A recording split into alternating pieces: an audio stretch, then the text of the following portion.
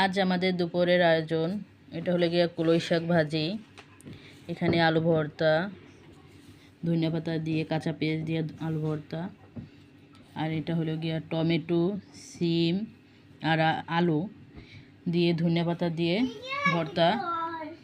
এটা হলো কলই শাক ভর্তা। এখানে ভাত, আমি এখন এই ভর্তা দিয়ে ভাত খাবো। আজকে ভর্তা ভাত খেতে খুবই ভালো লাগে, আপনারা বাড়িতে ট্রাই করে খেয়ে দেখবেন। আমার কাছে বেশি ভালো লাগে কলই শাক ভর্তা। আমি কলই শাক ভর্তাটা খেতে খুবই পছন্দ করি,